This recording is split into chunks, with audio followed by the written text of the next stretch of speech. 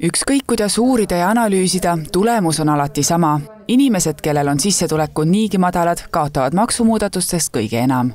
Raske võitu on ühel pensionäril. Ütleme, vaata, kui oleks riigikogulase pins või see, siis oleks teine asi, aga meie pins on, ütleme, tavalise inimese pins, no ta on üle 700 euro kuskil, sellest tuleb maksud maksta, eks ole, pesud, kõik värgid osta, süüa ka, ega selle raha ette kuskile suurt teatrisse või ei saagi minna. Maksumuutuste ja kärbete mõjuanalüüsides tuleb selgelt välja käär ühiskonna erinevate kihtide vahel. Kui arvutada tulumaksutõusu, käibemaksutõusu, aktsiiside muudatuste, maksuküüru kaotamise ja julgeolekumaksu tulemused kokku, siis kogu elanikkond võiks lõpuks võita 1 euro kuus. Madala sissetulekuga inimestele on selle kõige mõju aga negatiivne, nemad kaotavad iga kuu 7 eurot. Võib-olla sageli me ei mõtle selle pealegi, aga inimeste jaoks on ka 1 euro või 2 eurot on tegelikult suur raha, mis võib määrata nagu väga palju, kuidas nad elavad. Ja ma arvan, et see on alati selline hea meeldetuletus ja peaks olema ka meeldetuletus meie siis ministritele. Uuringus me võrdlesime seda, et õigemini modelleerisime, et mõju ka suhtelisele vaesusele.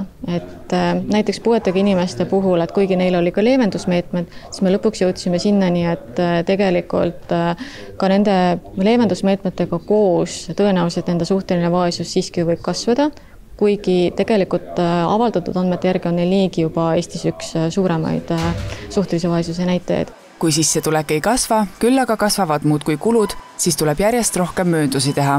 Näiteks tuleb toidupoest teha soodsamaid valikuid, vähem osta, ei käida enam väljas üritustel, reisimisest ei hakata unistamagi.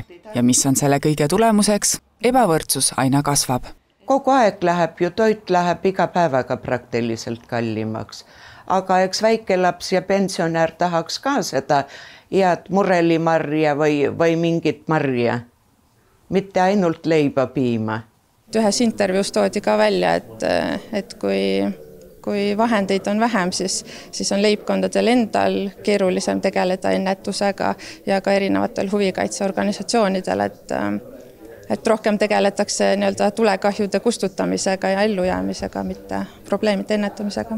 Sama rõhutab ka võrdõigusvolinik, et valitsus peaks mõjuanalüüse tegema enne otsuste vastuvõtmist, mitte alles pärast, kui tagajärjed on käes. Ja omakorda võib see seada ka tegelikult surve alla kohalikud omavalitsused, kuhu inimesed võivad pöörduda rohkem.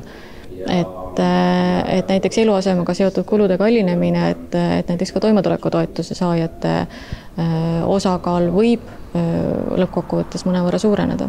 Teeb nukraks küll. Sai oodatud seda, ütleme, vaba Eesti Vabariiki, igati seda toetatud ja lauldud ja kõik, aga nüüd mina küll ei ole õnnelik sellega.